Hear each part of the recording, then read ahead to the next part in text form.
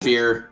They should be able to cut T-Ryan is pretty good, isn't he? Seriously though, no, dude, I feel bad for him for one specific way. It's like you're already in legal trouble, and then your sister fucking shoots a kid. Wasn't it at his house too? Yes, it was. Yes, his sister shot the kid though. It wasn't him. He wasn't home at the time. Oh. But still, it's like you come home and you're like, "Why is there fucking tape around my house?" And you look at your sister. And I'm like, "Did you shoot a kid?" Blood. Bruh. Moment. It's like you can't pick. Sadly, you can't pick the family. So yeah, are you? You can't pick family. Is what it is. Surprised by the Bengals' success despite Mike Brown. Mike Brown's not running the team anymore. Who is? The Blackburns. They married into the family. Oh no. So Mike Brown's like a rotting corpse, essentially. I have the his daughter's husband or whatever. I have the Bengals taking that. What the fuck was that tackle's name? What else? I mean, they kind of looked into. We're not taking Anton. As much as I would like for them to take him, we're not taking him because apparently we are dead fucking set at Michael Mayer at 28.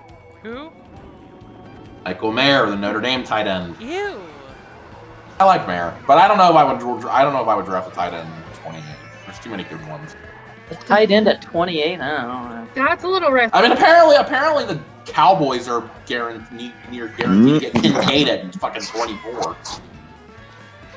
That's what all their beat reporters are saying anyway. What the? Want Dalton Kincaid. I don't know why.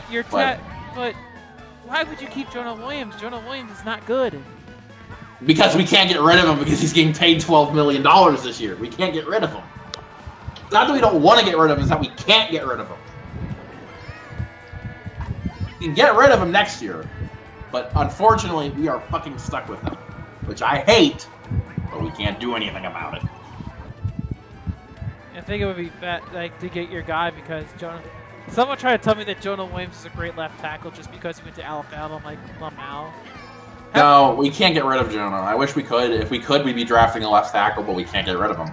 Plus, we need 2 tackles, actually. That's why if Mayer's not there, the pick is probably going to be DeJuan Johnson.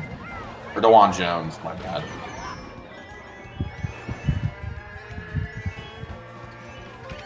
Who I prefer. DeJuan Jones is the pick that I want them to make, because they need a right tackle, and they can cut Lyle Collins. They can't get rid of Jonah Williams because of his contract.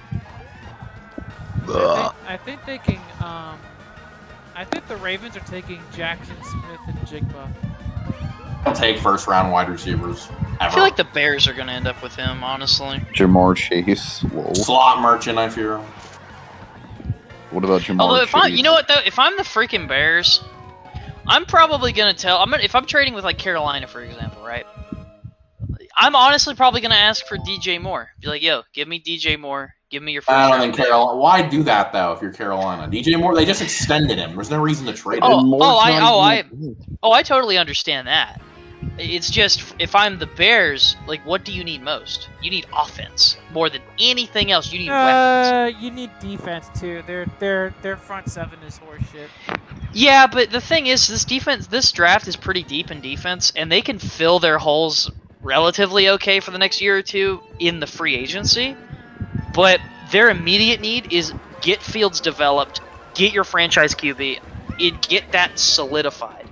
Because they have to do that. Like, that's their... Okay. They've put all this stock into Justin Fields. They've fucked up for 2 years now not giving him anything to throw with or anybody to throw with.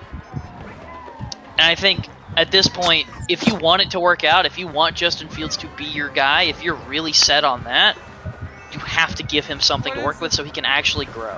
What is the wide receiver free agent? Okay, what do you guys think happens to T. It's bad. There's nobody. It's a barren wasteland.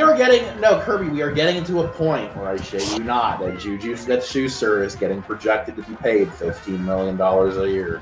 Also, the left tackle market is bad too. Okay, what did the Bengals do with T. Higgins? Extend him. They said they're working on an extension. I just don't.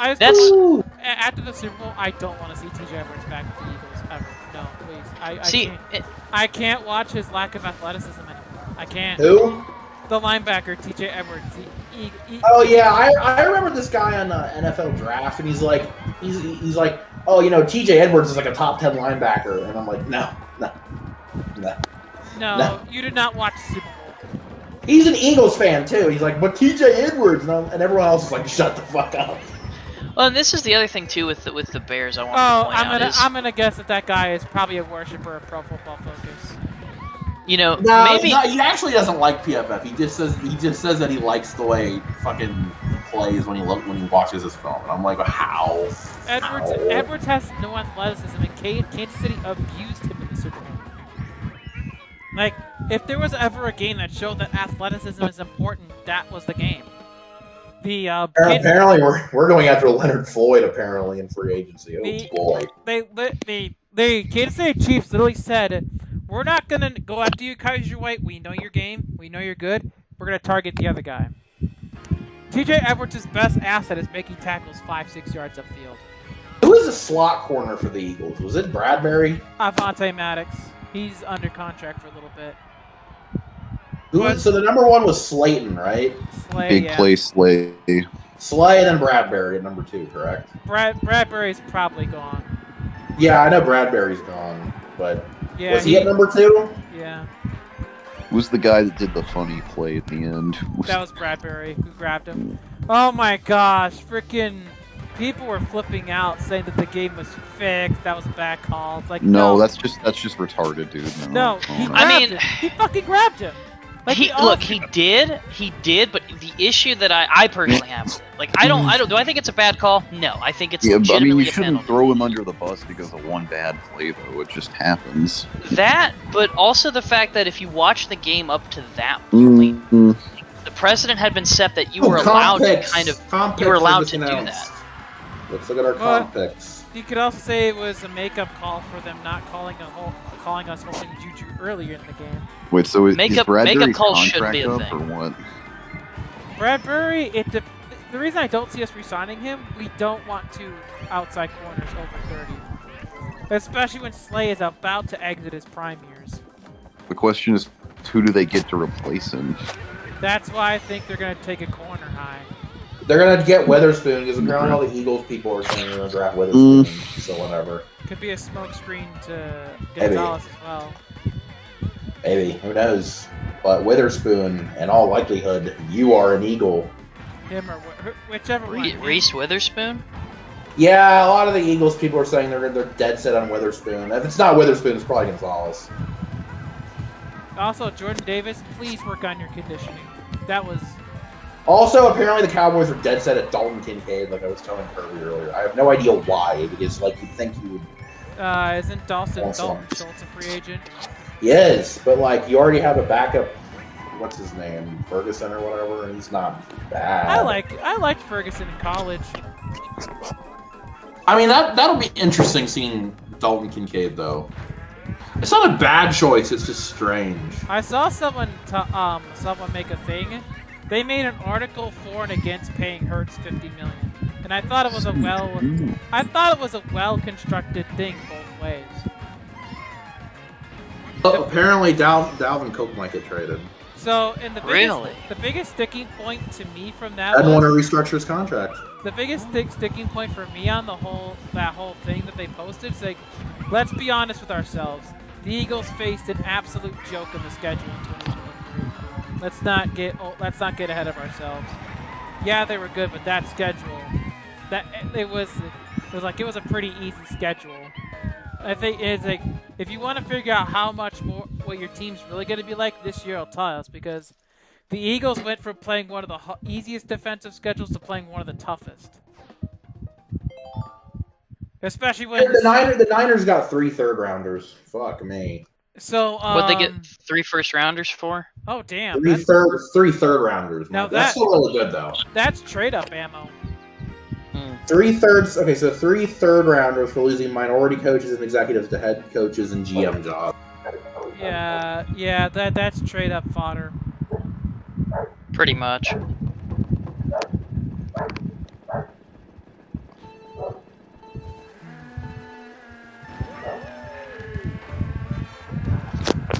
I was also having a talk with my friend earlier about how NFL players going vegan has absolutely ruined their careers.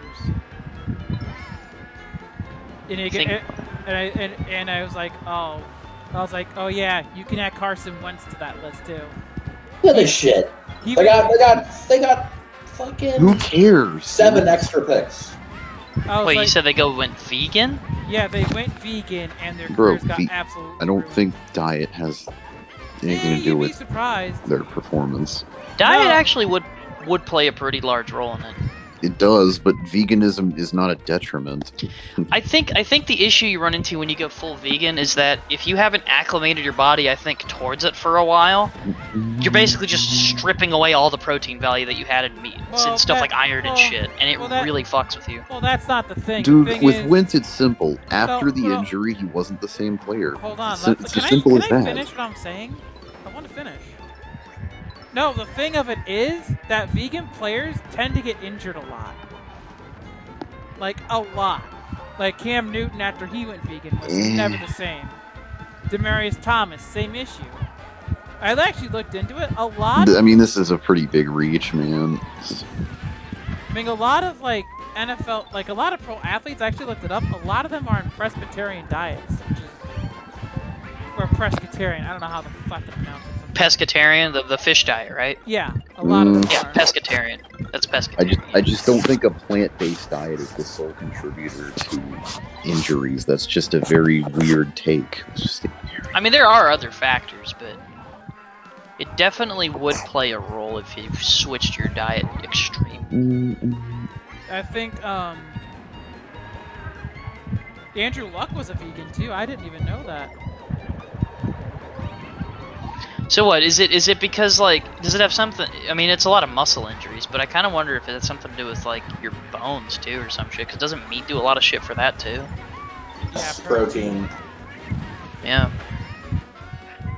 I wouldn't be shocked if some of those guys go on carnivore diets. I personally don't, but I've thought about doing it before. I thought about going only on lean meat.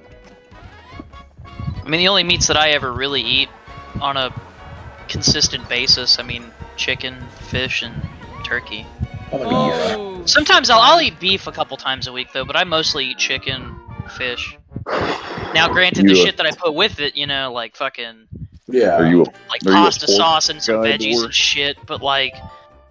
You know, that stuff probably isn't the best in the world. You know, all the carbs and shit. I made dinner for like the first time in my entire life since I've got married, so that was nice. Do you ever eat horrible?